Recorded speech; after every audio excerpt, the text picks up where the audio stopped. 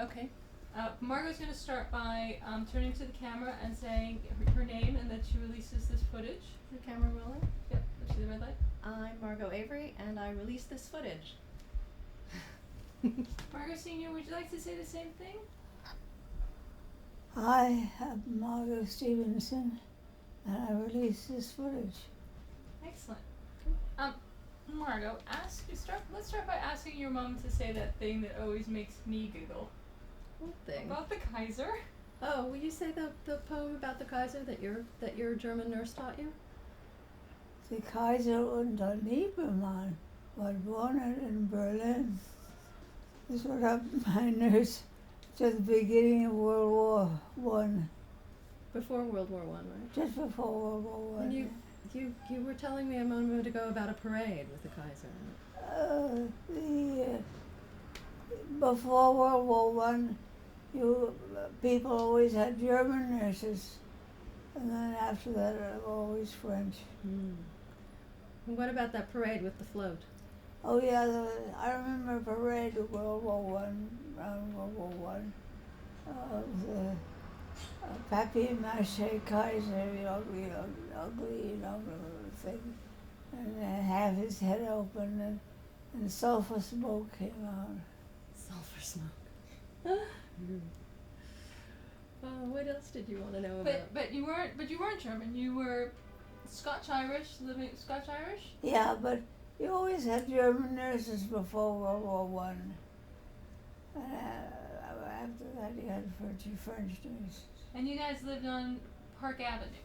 Yeah. What was that like? I don't know, just very much the same as it is now. Well, you had a cook though, and maids, right? Oh yeah. You told me one time you have a Jamaican cook. We had a wonderful Jamaican cook who made the greatest chocolate cake. Mary. And then what happened when the stock market crashed? I don't know. I was totally unaware of that. When did you move down to 84 Grove Street? 1932. Why? Well, because we had free living space. Mm-hmm. So you had been living off the building before. That Yeah. had you'd been able to pay rent on Park Avenue, and now could you guys not pay rent on Park Avenue anymore, or was it just let's just save money this way? I think it was just save money this way. Was it startling to move from Park Avenue to Greenwich Village? No. Uncle James already lived down here, right? Yeah. And he had a club. He'd had a club all through the 20s. He had a restaurant. What was the name of his restaurant? Yeah. Greenwich Village Inn. Greenwich Village Inn. I found a leaflet or something recently for the Greenwich Village Casino. Was it ever called the Greenwich Village Casino? Well, yes. He changed it from the Greenwich Village Inn. Well, he changed it from a restaurant to more nightclub. Oh, And it became the Greenwich Village Casino. I see. Had it always had a dance floor? Did it have a dance floor when it was when it was a restaurant? Yeah. And it was right around the corner here, right? It was Across the street in Sheridan Square? yeah. I think I have some pictures. All right. It was the space that theater company took. Oh, Circle in the Square. Yeah. Circle in the Square later took over that space. And I think that's how they got the shape of their stage. Actually, I think the dance floor became Yeah. their Yeah, that's exactly how. that very specific stage that Circle's always had. That was Uncle James's dance floor. I think Yeah. the Greenwich Village Inn and Casino dance floor. I remember some stories about Uncle James with a fistful of dollar bills in his hand. Oh no, that wasn't him. That was he was a very interesting man. And he always was sorry that Tammany Hall had gone away, because in the days of Tammany Hall, you could get a parking ticket fixed, you know, by just going and talking to Joe on the corner. And he said there were guys with bills in their sticking out of their hands. But describe what that was. I remember the bills were like flowers coming up between their Yeah, fingers, and that's yeah. how you got your things fixed. Yeah. That's you gave someone, you know, you'd go over and say, I've got a parking ticket, and he'd say, oh, Joe takes care of that, you know. There would be a number of guys, apparently. I'm not terribly clear on this. And you give Joe money, and Joe put it between his fingers. With what, a note to say fix Jim Riley's parking ticket? I don't know. Things were different then. Tell me about, Margot, if either one of you can remember, about when they were thinking of sectioning off Gay Street to make it a private. The what? Oh, Uncle James's real estate thing about with Gay Street. Do you remember that? Remember how that story went? My uncle and his partner my great uncle and his partner had they bought real estate, you know, on speculation all around here, and They had second mortgages on all kinds of stuff that they lost in the crash. but one of their deals that didn't go through is they had their idea they were going to buy up Gay Street and put gates on either side of it and make it a muse like some of the others.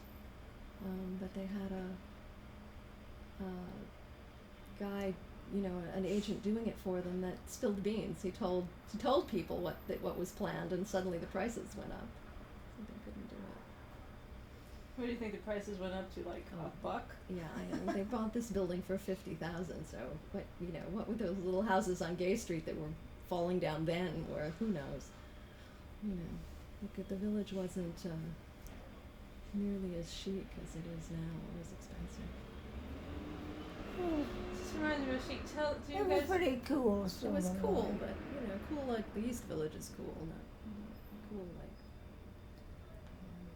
Sorry to jump around, but one of you have told me a story about running through the East Village in your bare feet, running through the West Village in your bare feet because you had brand new sandals that you didn't want to wreck in the rain. There was a leather worker around on West 4th Street called Alan Block, and he made sandals made to order. You'd put your foot down on something and he'd draw the shape of it, and then put your foot down on a big thick piece of leather. on leather or on cardboard? No, leather. On leather, okay. And he'd draw a line around your foot, and then he'd figure out, he'd put the pencil between your toes, so that's exactly where the thing was supposed to go for the thing between your toes. I don't know what it's called, right? And they make you a completely custom made pair of sandals. So, but you know how the rainstorms are in New York. We were coming back from the park one time when one of those rainstorms was about to happen, and we got to almost to the corner down Waverly Place, and it started to open up. Mama took our sandals off, mine and hers, took them off, and we ran barefoot through the rain, so as not to get the sandals all stretched out or whatever. Remember that, Margot? Sure. Probably also not to slip. Right, they were leather. Alan Block, I think he moved up to Provincetown or something. Yeah, he moved to Provincetown. Margot, how is it that you became an actress? How is it what? That you became an actress. Well, my father was an actor. I just always was going to be an actress. I don't remember having any other aim in life. What did they think about that at the Brearley School, you were being an actress? Did they? Oh, they thought it was grand because, you see, I had just done Romeo and Juliet on the big stage at the Brearley. She played Juliet. One would think. Well, no, I mean, it's all girls' school. She could have played Romeo, but no, she played Juliet. Who was your Romeo? A tall girl.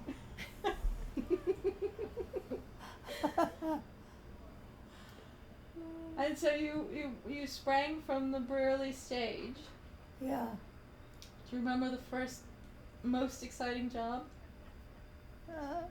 Most exciting job? What were some of the early jobs, some of the early roles that you were excited about? Oh, Didn't you tell me that Auntie Margaret got you one of your first jobs? yes, Annie Margaret was a good friend of Alice Brady. William A. Brady, the producer, was Alice Brady's father. And I think I got my first job From them. through from them, yeah. Alice Brady was a big actress, film actress, wasn't she? Yeah, no, she was Wasn't a she in stage silent? actor. Well, I thought she was in silent films too. And what was that job? What was the job that I got? Yeah. Walk on. Was that the one where you had to walk the dog too, or something? Oh no, that's somebody else. Was it walk on in a film or walk on On Broadway? the stage. Plays used to have casts of thousands because they could. Right. Mm. Different day. Different days. Yeah, even straight plays, you know, you can't take it with you. You look at a cast photo of You Can't Take It With You, it's got like 17, 20, 30 people on the stage at the same time. It's amazing. And who did you play in You Can't Take It With You, Margot? I played Alice Sycamore, the girl. And where did that play? Where that was on Broadway? The Booth Theater. Just the booth.